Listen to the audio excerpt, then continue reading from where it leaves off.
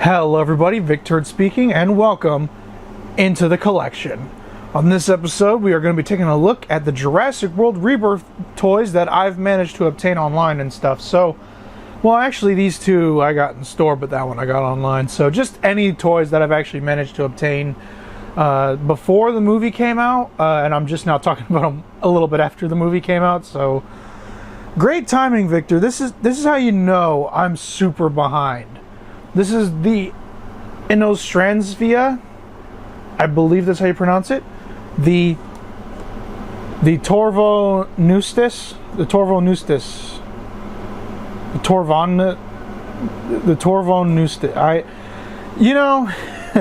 Mattel's made so many of these dinosaurs that it's hard to know how to pronounce some of these guys.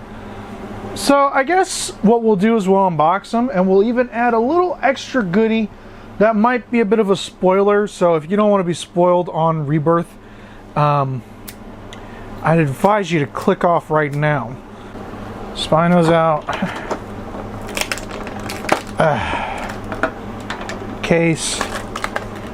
But the human characters, they are also kind of strapped in, but they are very loose rubber bands. This is why I hate guns when they're like not a full-on hard plastic. Because they're bent every time I get them. It's dumb. Just give me a hard plastic gun. It's just... Why can't the hands be the rubber part? I don't understand it. Got Henry Loomis. Wow, they actually... Hold on. Can I get a... They actually painted the glasses on. Well, they sculpted them on. I am so glad, because I fucking hate the way they did glasses before. I hope they redo some of their older figures. I hated how the glasses worked before, just like pegs in the figure. It's just dumb. Although I don't know if this looks like Jonathan Bailey, I believe that's his name. This looks more like Justice Smith, but white. Anybody else get that vibe? And then we still have one last human that has to get out of her enclosure. But she's not all that strapped down. She has one fucking thing keeping her in. And then the knife. Wonder whose knife this is supposed to be. I guess obviously hers, right? Because she was the mercenary. That's not a knife. That's a knife.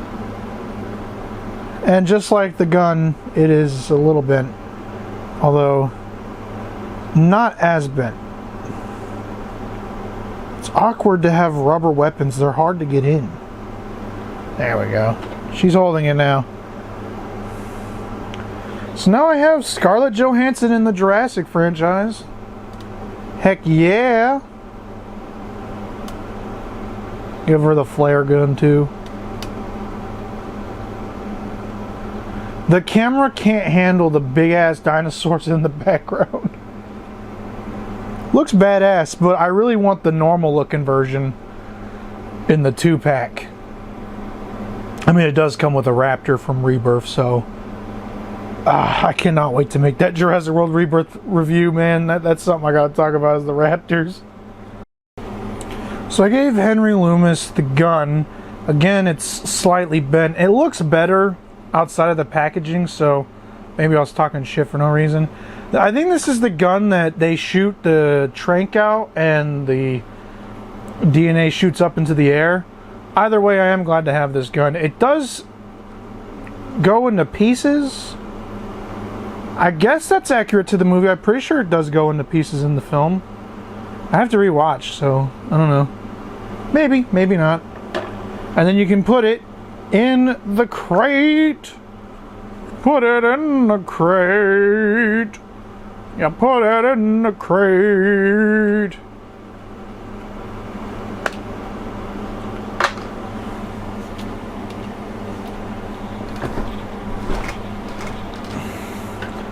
Alright, enough talking crap. We're gonna get this Spino up and running. There you go. There's the click. Now, okay. This thing commands a lot of space. So, get the scissors out of here. So yes, the Spino is not as cool as the one from Jurassic Park 3. But just looking at this side angle, I kind of like it. And in the movie, they weren't really all that bothersome anyway. I actually liked them in the movie as well. They just have a somewhat cool design. Not as cool as Jurassic Park 3, mind you. But yeah, this is actually fairly decently sized.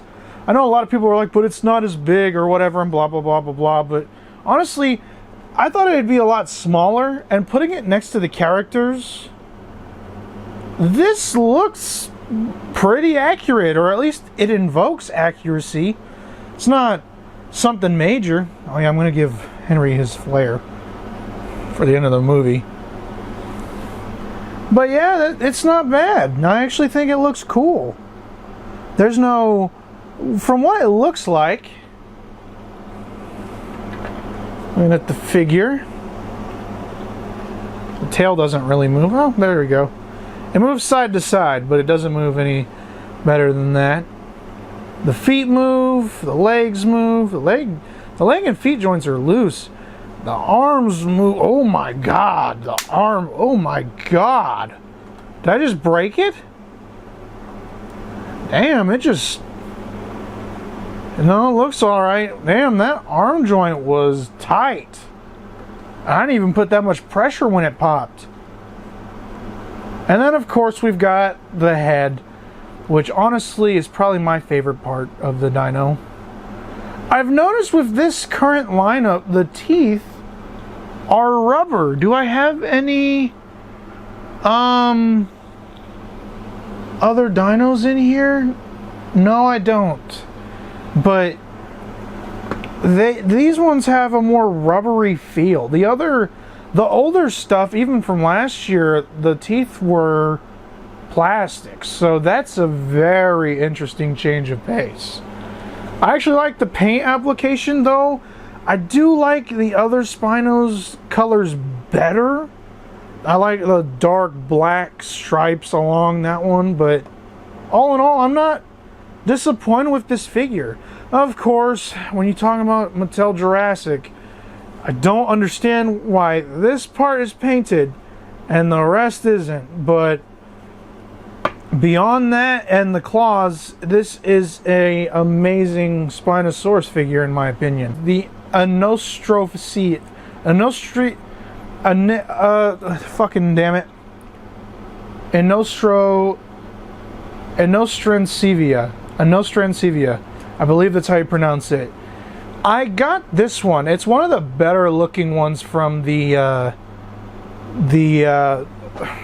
action feature $10 toys or whatever. I don't remember. I don't know what they're called. Not Wild Roar. They have their own little name, like Attack Pack or something. I'm not sure. I love the colors on it. And again, just like the Spino, it has rubber teeth. I like the colors. That's the part that really stood out to me. I like the colors. I mainly got it because there's no Smilodon, because Mattel fumbled the ball, and there is an official quadruped mammal-like creature in the Jurassic franchise, and it did show up and it did get screen time, and yet they never made it. The Smilodon and Camp Cretaceous Season 4. They also didn't make the robots. Like, come on, man. And that's kind of a problem with Mattel Jurassic. Like, don't get me wrong, I love the fact that they're making dinosaurs and stuff that aren't just in the films, but it's like, there's at least like 40 or 50 dinosaurs that have been in films, and half of them don't even have toys. So... And I mean, that's not even just dinosaurs. There's human characters that don't have figures. There's vehicles. There's the robots. Like, I'm not asking for anything crazy, but it's like we didn't get the Spinoceratops from Camp Cretaceous. Like, they just stopped. Like, they gave up after a while, man. But this one is as close as we're going to get, I think, to a Smilodon. I don't know why, but I do like it. I like the action feature. You pull down on its tail. and it just, you can get it to chomp down on people. He's dead now. I ate him, and I'm going to eat you. I like this one, I do. I wish it were just a Smilodon, but not bad. Not bad at all. The Torvoneustis. The Torvoneustis. I believe that's how I pronounced it. It is the only aquatic creature they've released in the line so far that's not just the Mosasaurus. And it's cool. I like the color scheme. I like the overall detailing. Man, that big ass dino in the background is taking all the focus. Focus up in the front, motherfucker.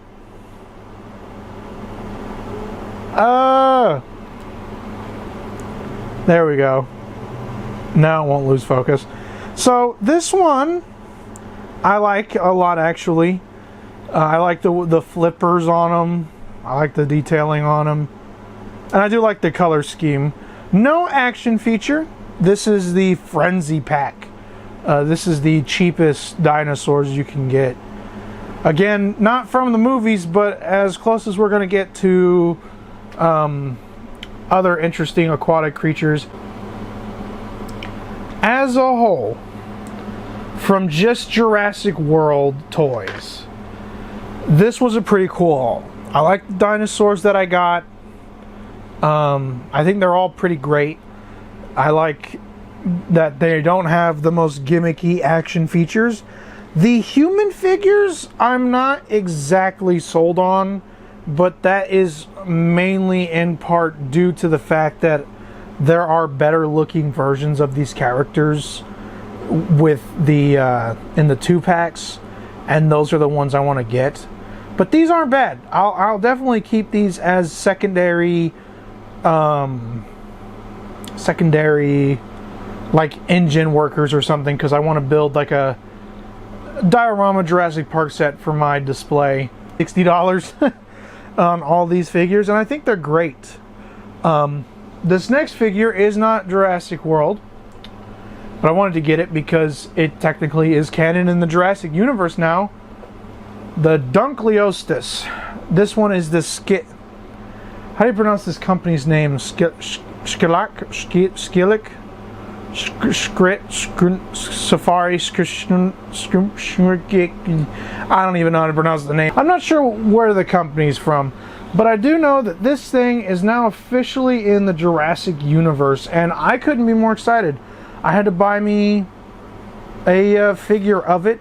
I am pretty sure this version is accurate in scale, although now scientifically they are smaller in real life. They got an update, so I don't know. I do like that it does have jaw articulation, but for some reason, and I noticed this, the jaw can stay shut, but when you open it, then you shake it, it just shuts. So that's kind of weird. So the jaw has some problems, kind of, but not bad. I really love the look of these things. The fact that this is all bone is just so interesting to me, man. I really wish they showed more of this in the film. Just like the raptors. But, yeah, they wanted to go for the Mosasaurus, and I guess that's fine. Maybe the next time, buddy. Maybe the next time. You're a good fish. We got one more dinosaur we can add, I guess, for the fuck of it. And that is the Shadow Raptor from the same company that made the Dunkleosteus. I bought this. I just recently went on a trip to this place in Pigeon Forge called The Island. They're having this whole dinosaur thing. I'll show some clips of it right now, I guess. And this was in one of the stores, so I got it. And I think it looks cool. Now it's time to get out of the box. How do you pronounce the name, though? Skillik? Shillik? Shillik my balls? Shadow Raptor. These are my Mutodons. Like I said, So, I don't know what to say about it. I thought it looked cool. It's got like a xenomorph tail for some strange reason, and like purple crystal armor. It's black and it's got like claw marks on it. I think it looks great. And when I stand it next to the humans, it stands pretty well in line with them. That's not a dinosaur. Or something like that, I don't know. It doesn't have any articulation. It's not like the Dunkleosteus where even the jaw or something can move. But overall, I really like this one. I love the eye here. I love that eye. It looks like it's gonna chomp somebody down. Like, you know? The arms have this like slender, like unsettling slender arms. Like, ugh. Like, this thing's disgusting and horrifying. I actually really like it. This is gonna be going with my other dinosaurs for sure. Jurassic World Rebirth is currently in theaters, has made $500 million, and I think it's an alright movie. It's not extraordinary, it's not terrible, it's an alright film. You know, it's not my personal favorite, there are flaws with it, but I did like the movie. You know, I went to theaters. The theater experience is what sucked, not the movie.